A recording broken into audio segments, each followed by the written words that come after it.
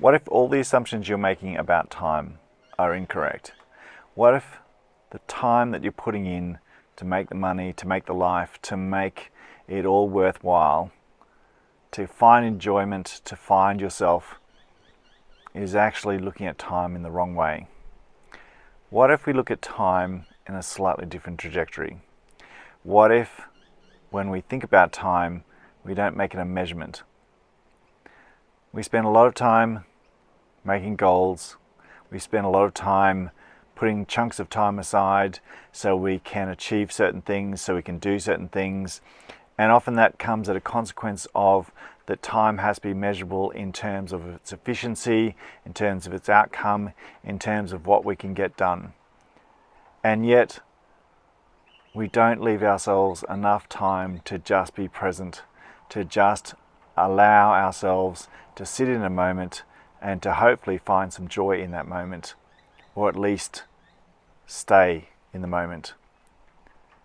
As a parent, we often have to juggle our time to make it all work, to make the ends meet. So that means if we're giving something an amount of time, it's got to be measurable. It's got to be an outcome to that time. If we've got to do 45 minutes here or an hour and a half there to make a round trip to pick up a child or to do anything, if we're in study or student, then we have to obligations to other people. If we're an employee, we have to make sure that we've got time to do a certain job. So these things become a measurable amount. And often then we start to measure the amount of time that we have as to the amount of joy or the amount of satisfaction or the amount of outcome we can produce. So this means we don't actually look at time as a source of possible joy, a source of just connecting with the present, a source of just being with ourselves, with our thoughts, because often we spend a lot of time avoiding that very thing. Our brain is overstimulated. We don't want to be with ourselves, with our thoughts, because they can be too confronting. And yet by not having this allowance of time, we don't allow ourselves to then sit with a moment and sit into joy. This obviously then sets us back in terms of just allowing ourselves to be in a moment. And this even takes away the sense of purpose in terms of letting a thought come to us, letting it sit with us, don't being judged by it, and letting it flow away.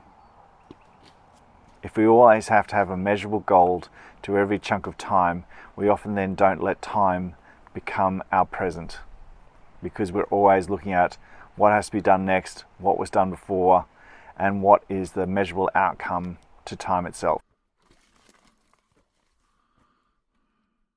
So sometimes we're our own gatekeeper to the joy that lies beyond of just becoming present in a moment and fully sustaining that moment for what that moment is. So when was the last time you went for a walk where you let yourself just be in that moment? Let whatever thoughts come to you, whatever thoughts sit with you, hear whatever things you're going to hear naturally, feel whatever things you're going to feel naturally. Often we are in, if we have those periods, we are in time avoidance. In other words, we want to numb the pain. We want to numb ourselves away from spending any time with ourselves. So we scroll, so we look at things, so we take away, we don't relax as such, we don't actually unwind as such. All we're doing is numbing and hopefully going into a sense of non-confrontational with our own lives. We can never get back, no matter what we do in life, no matter how much money we make, no matter how many friends, how many losses that we have, we can't get back time. Only what we can do is what is present in the moment that we are in. And yet we often don't let ourselves become present in the time we're in. We run from periods of pure joy, of sitting in a moment, of the little moments in time, because we don't want to start a project. Often, who has time to waste starting something afresh? Who has time to just let some good or bad thoughts in?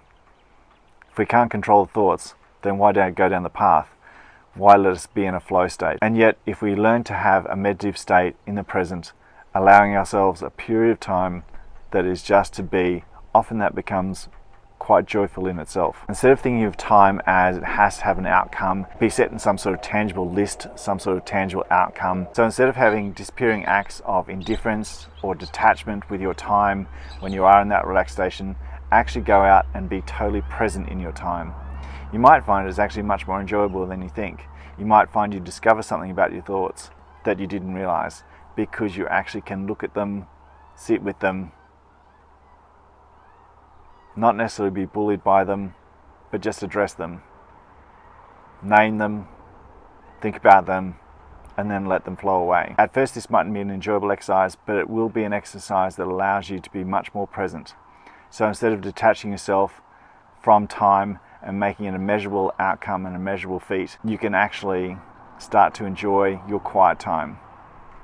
You can actually start being more productive in your quiet time, to actually put into projects that you want to start, that you've been avoiding. So instead of being detached by time, instead of being numb with time, instead of making every moment of time measurable, allow yourself to be a student.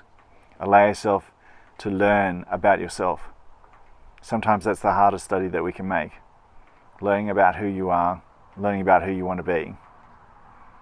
It may be confronting, but the more time you get confident with just being in your own space, being in your own presence, being in that moment, it can become a joyous moment, it become a relaxing moment, it can become a fulfilling moment. Time isn't always about measurements. Time isn't always about outcomes. Time is sometimes just a moment of self-discovery. Give yourself this moment as you start into the new year, how you think about your time. Don't make every moment of time that you're going to give that it has to be measurable and it has to be an outcome driven. Sometimes it's just about being present.